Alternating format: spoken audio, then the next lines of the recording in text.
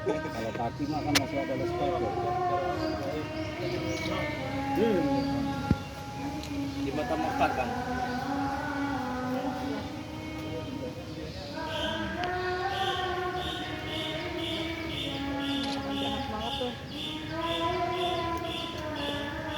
Abang mah biasa koleksi kalau gitu mah. Berarti emang ya. Kobra ini Nyambur nggak? kita dikirimin jam 3 malam, dikirimin sekarung ular kobra. Jadi ini ada orang yang sirik sama kita. Tapi ini menjadi semangat untuk kita bahwa politik itu indah. Nggak boleh ada sentimen ataupun yang lainnya. Pelemparan 20 ular di rumah mantan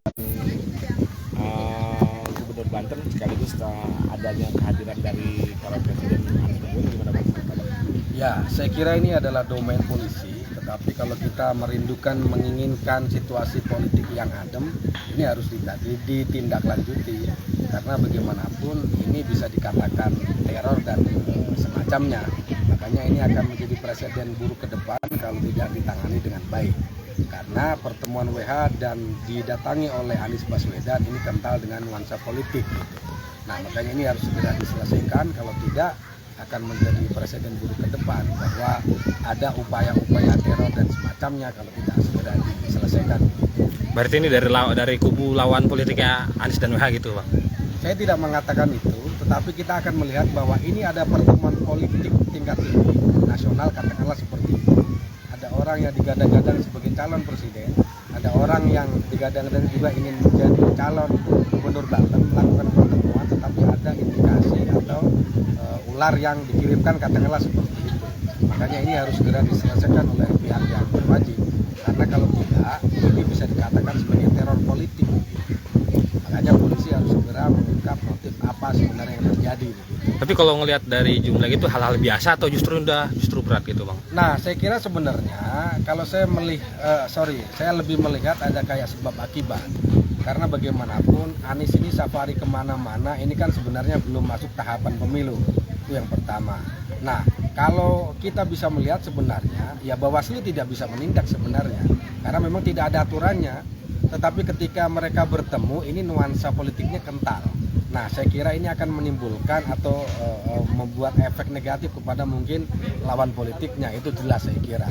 Makanya saya kira bahwa sebenarnya ini hanya segi etika dan moralitas sebenarnya. Disitulah sebenarnya Pak Anies juga harus legowo bagaimana sebenarnya safari politik ini dikurangi atau dihentikan gitu. Karena memang peluit tahapan pemilu itu belum mulai.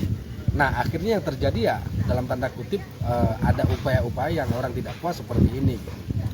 Teror ular dengan penolakan warga di depan Masjid Al-Azhar.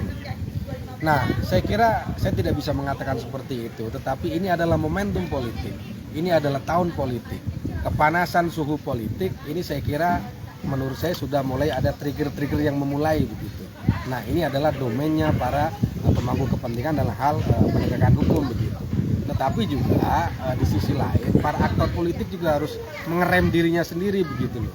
Karena pertemuan-pertemuan yang belum memasuki tahapannya ini rawan dalam tanda kutip ada upaya-upaya seperti ini, seperti orang yang tidak setuju. Karena memang ada etika moralitas politik yang menurut saya tidak sesuai begitu. Termasuk di rumah ibadah.